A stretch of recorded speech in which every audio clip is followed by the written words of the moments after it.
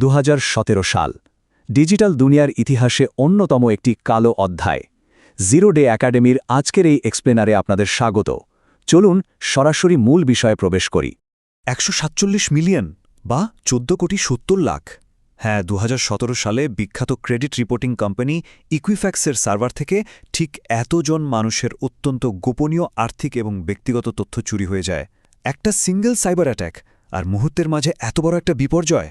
চিন্তা করতে পারেন, এই বিশাল পরিমাণ ডেটা লিক হওয়াটা আমাদের আধুনিক ওয়েব আর্কিটেকচারের চরম ঝুঁকির দিকটাই চোখে আঙুল দিয়ে দেখিয়ে দেয়।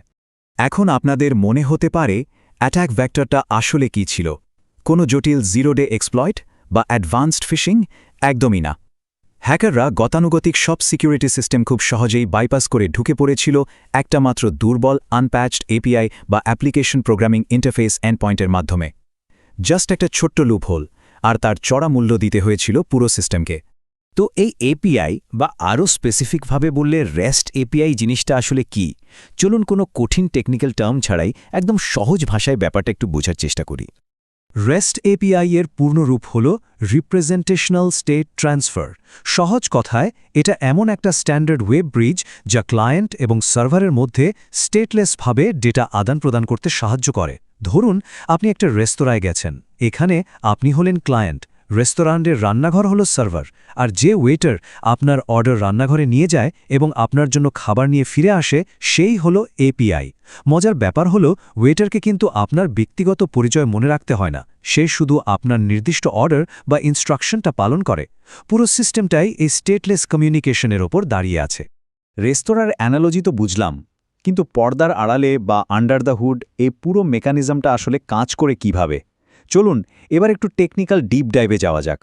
একটা আধুনিক এপিআই রিকোয়েস্ট কিভাবে কাজ করে তা আমরা এই আর্কিটেকচারাল ফ্লো চার্ট থেকে খুব সহজেই বুঝতে পারি। প্রথমে ক্লায়েন্টের অ্যাপ বা ব্রাউজার থেকে একটা HTTP রিকোয়েস্ট জেনারেট হয়। সেটা সরাসরি চলে যায় এপিআই গেটওয়েতে। এই গেটওয়েটা মূলত নেটওয়ার্ক ট্রাফিকের জন্য একটা রাউটার এবং সিকিউরিটি চেকপয়েন্ট হিসেবে কাজ করে। সেখান থেকে রিকোয়েস্টটা অ্যাপ্লিকেশন সার্ভারে পৌঁছায় এবং একেবারে শেষ ধাপে ডেটাবেস থেকে আপনার কাঙ্ক্ষিত ডেটা প্রসেস হয়ে রেসপন্স হিসেবে আবার আপনার কাছে ফিরে আসে। ফ্লোটা একদম ক্লিয়ার, তাই না? এই পুরো আদান-প্রদান প্রক্রিয়াটা মূলত কোর HTTP মেথডের উপর নির্ভরশীল, আর এগুলো সরাসরি আপনার ডেটাবেসের অপারেশনের সাথে যুক্ত। যেমন গেট মেথড ডেটাবেস থেকে কোনো ডেটা বা রিসোর্স রিড করার জন্য ব্যবহার করা হয়। সার্ভারের নতুন কোনো ডেটা ক্রিয়েট করতে চাইলে আমরা পোস্ট মেথড ব্যবহার করি, আর আগে থেকে থাকা কোনো ডেটা আপডেট বা মডিফাই করার জন্য পোর্ট বা প্যাচ মেথড ব্যবহৃত হয়। পরিশেষে কোনো রিসোর্স মুছে ফেলতে চাইলে আমরা ডিলিট কল করি। ইঞ্জিনিয়ারিংয়ের ভাষায় এগুলোকে বেসিক CRUD অ্যাকশন বলা হয়, আর HTTP মেথডগুলো এগুলোর সাথেই সরাসরি ম্যাপ করা থাকে। টেকনোলজি তো আর থেমে থাকে না। সময়ের সাথে সাথে রেস্ট এপিআইও অনেক মডার্ন হয়েছে। এখন আমরা ওপেন এপিআই 3.2.0 স্পেসিফিকেশন ব্যবহার করি। ডেটা আদান প্রদানের স্পিড ম্যাক্সিমাইজ করতে এখন HTTP ফ্রি বা কিউইক ট্রান্সপোর্ট লেয়ার ব্যবহৃত হচ্ছে। পাশাপাশি কমপ্লেক্স ডেটা ফেচিংয়ের জন্য একদম নতুন কোয়েরি মেথড এসেছে। আর সবচেয়ে ইন্টারেস্টিং ব্যাপার হলো আর্টিফিশিয়াল ইন্টেলিজেন্স বা AI যেন স্বয়ংক্রিয়ভাবে এপিআই কনজিউম করতে পারে, সেজন্য মডেল কনটেক্সট প্রোটোকল বা MCPO যুক্ত করা হয়েছে।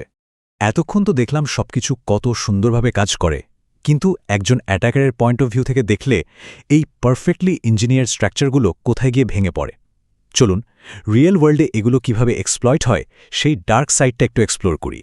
স্ক্রিনে একটু খেয়াল করুন, এখানে একটা অত্যন্ত সাধারণ কিন্তু ভয়ঙ্কর রকমের ডেডলি অ্যাট্যাক পাথ দেখানো হচ্ছে। একটা নর্মাল রিকোয়েস্ট হতে পারে এরকম: get/API/v1/user/101। কিন্তু একজন স্মার্ট অ্যাটাকার যদি টুল বা ব্রাউজার থেকে জাস্ট শেষের ওই আইডি নম্বরটা পাল্টে 102 করে দেয়, আর সিস্টেম যদি সেটা ঠিকমতো ভেরিফাই না করে, ব্যাস, হ্যাকার খুব সহজেই অন্য একজন ইউজারের সম্পূর্ণ প্রাইভেট ডেটার অ্যাক্সেস পেয়ে যাবে। It's literally that simple. Cyber সিকিউরিটির ভাষায় এই ক্রিটিক্যাল ভালনারেবিলিটি বা দুর্বলতাটির নাম হল বোলা বা ব্রোকেন অবজেক্ট লেভেল অথরাইজেশন। এটা এমন একটা সিকিউরিটি ফ্ল যেখানে এপিআই আসলে চেক করতেই ব্যর্থ হয় যে ওই নির্দিষ্ট অবজেক্ট আইডিটা অ্যাক্সেস করার পারমিশন রিকোয়েস্ট পাঠানো ইউজারের আদৌ আছে কিনা। আপনার কোডে জাস্ট এই একটা মাত্র লজিক্যাল ভুলের কারণে ম্যাস ডেটা এক্সপোজার থেকে শুরু করে ফুল অ্যাকাউন্ট টেকওভারের মতো ভয়ঙ্কর ঘটনা ঘটে যেতে পারে। সমস্যা তো দেখলাম, কিন্তু একজন ডিফেন্ডার বা পেনিট্রেশন টেস্টার হিসেবে আমাদের কাজ হলো এই ফাটলগুলো বন্ধ করা। তো এই ক্রিটিক্যাল এপিআই ভালনারেবিলিটিগুলো আমরা মিটিগেট করব কিভাবে? চলুন কিছু অ্যাকশনেবল ডিফেন্স স্ট্র্যাটেজি নিয়ে কথা বলি। সিকিউরিটির জন্য সবার আগে স্ট্যাটাস কোডের কনসেপচুয়াল ফ্লোটা একদম ক্রিস্টাল ক্লিয়ার থাকতে হবে। ক্লায়েন্ট রিকোয়েস্ট পাঠানোর পর সিস্টেমের প্রথম কাজই হলো অথেন্টিকেশন ভেরিফাই করা। ফেল করলে সাথে সাথে 401 আনঅথরাইজড রেসপন্স থ্রো করতে হবে। এরপর আসে রেড লিমিট চেক। কেউ যেন অটোমেটেড বট ব্যবহার করে ব্রুট ফোর্স অ্যাটাক চালাতে না পারে, সেজন্য লিমিট ক্রস করলেই 429 টু মেনি রিকোয়েস্ট সিগন্যাল দিতে হবে। এই সবকটা সিকিউরিটি লেয়ার পাস করলে তবেই ডেটাবেস থেকে 20 ওকে রেসপন্স ইউজারের কাছে যাবে। এছাড়া সিস্টেমে কিছু কনক্রিট মিটিগেশন স্ট্র্যাটেজি ইমপ্লিমেন্ট করা মাস্ট। স্টেটলেস সেশন সিকিউর রাখতে OF 2.0 এবং জেসন ওয়েব টোকেন্স বা JWT ব্যবহার করতে হবে। অ্যাবিউজ ঠেকাতে strict header based rate limiting set করা একদম বাধ্যতামূলক। ডেটার ইন্টিগ্রিটি বজায় রাখতে ISO 861 টাইমস্ট্যাম্প ব্যবহার করবেন এবং ইনপুট ফিল্ডে স্ট্রিক্ট জেসন ভ্যালিডেশন রাখতে হবে। কোনোভাবেই যেন আনট্রাস্টেড বা ম্যালিশিয়াস ডেটা আপনার ব্যাকএন্ড সিস্টেমে প্রবেশ করতে না পারে। এবার আসি টুলসের কথায়। এই এপিআইগুলো বিল্ড, টেস্ট বা পেনিট্রেট করার জন্য ইন্ডাস্ট্রি স্ট্যান্ডার্ড কিছু টুলস আপনাকে জানতেই হবে। এন্ড পয়েন্ট সিমুলেশন এবং ম্যানুয়াল টেস্টিংয়ের জন্য পোস্টম্যান অপরিহার্য। নেটওয়ার্কে ডেটা প্যাকেট ক্যাপচার এবং অ্যানালাইজ করার জন্য আপনার লাগবে ওয়ারশার্ক। ক্লিয়ার ডকুমেন্টেশনের জন্য রিডকলি। আর মডার্ন ডেভেলপমেন্টে কন্টিনিউয়াস অটোমেটেড স্ক্যানিং এবং সিকিউরিটি অডিটের জন্য APISec.ai এর মতো AI ড্রিভেন টুলস ব্যবহার করাটা এখন কোনো লাক্সারি নয়, বরং নেসেসিটি। আমরা আমাদের আজকের এই এক্সপ্লেনারের একদম শেষ পর্যায়ে চলে এসেছি। পুরো ওয়েব আর্কিটেকচার এবং এপিআই ডেপ্লয়মেন্টের সিকিউরিটি নিয়ে আমাদের ফাইনাল ফিলসফিটা আসলে কি হওয়া উচিত। মনে রাখবেন, আধুনিক এপিআইগুলো এখন জিরো ট্রাস্ট প্রিন্সিপালের উপর ভিত্তি করে ডিজাইন করা হচ্ছে। অর্থাৎ কন্টিনিউয়াস অথেন্টিকেশন এবং অথরাইজেশন এখন আর কোনো ঐচ্ছিক বা অপশনাল বিষয় নয়। কোনো ডিভাইস, আইপি বা সেশনকে চোখ বন্ধ করে বিশ্বাস করার দিন শেষ। আপনাকে প্রতিটা রিকোয়েস্ট, প্রতিটা অ্যাক্সেস বারবার যাচাই করতে হবে। একটু ভেবে দেখুন তো, যখন আর্টিফিশিয়াল ইন্টেলিজেন্স নিজেই অটোনমাসলি এপিআই রিকোয়েস্ট জেনারেট করা শুরু করবে, তখন আমাদের বর্তমান ডিফেন্স সিস্টেমগুলো কি আদৌ এই জিরো ট্রাস্ট ছাড়া টিকে থাকতে পারবে? ভাবার মতো একটা বিষয়, তাই না?